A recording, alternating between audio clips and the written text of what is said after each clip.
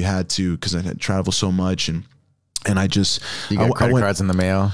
Yep, and I would do my best to like, oh, if I got a new offer, transfer a balance. No issue, I would transfer. I just try to move it around and do the best that I could, but I racked up a pretty substantial debt. How much did you rack up? Over 20,000. Over 20,000. Yeah. Okay. Yeah. Just, I mean, going to Brazil, and then after that, I was going to Ohio, California, going to all the tournaments. Then I started getting some sponsors and doing private lessons, seminars, and things. You know, things worked out good now today, but there was that stressful, like, okay, here we go. But I knew that I had to do it, and I went to Brazil. I lived in the On the Mat house. Shout out to Scott Nelson. Nelson, man.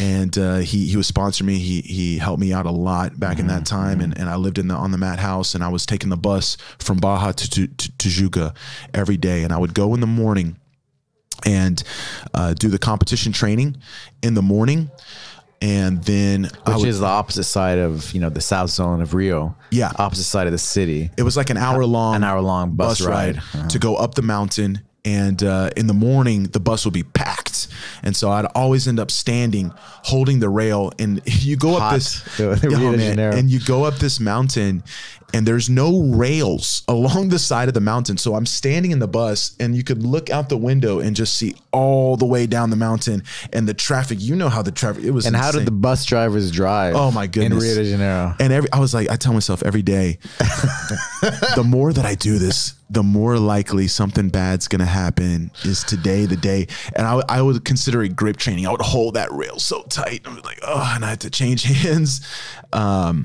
So yeah, fun times. But I would go like you said, it's the struggles that make you, right? The story, you know. Yeah, you're writing your book, and it's part of the book. But do the competition training in the morning with all the guys. We had a really great team then. A lot of tough purple and brown belts as well. And then Shanji, this was the year that Shanji became he won his first world title. This is 2004, and I would do the competition training, go downstairs and go get a coxinha and a salgado, like, and a juice. Like, I would spend like 6 or 7 reais, you know, like $2 for a lunch. That's all, you know, that's all I needed. Whatever, you're 20 years old, yeah, you know, and I would just eat so cheap.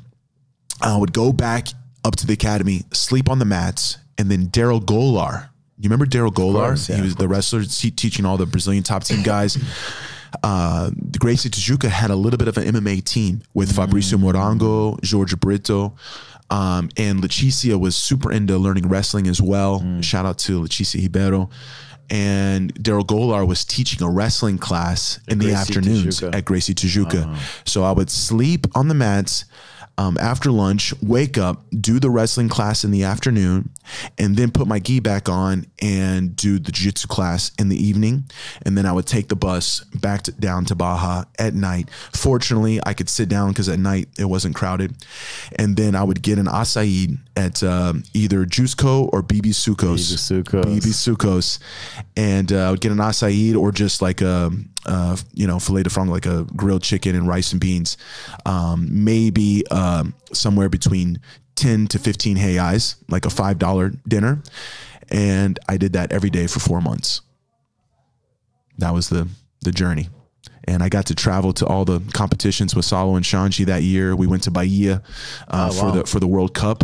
We went to the World Cup is, you know, they for people that don't know, they started like another federation because they fought with Carlos Gracie, you know, whatever. Yeah, Nova Nhau guys. Nova Nhau, yeah.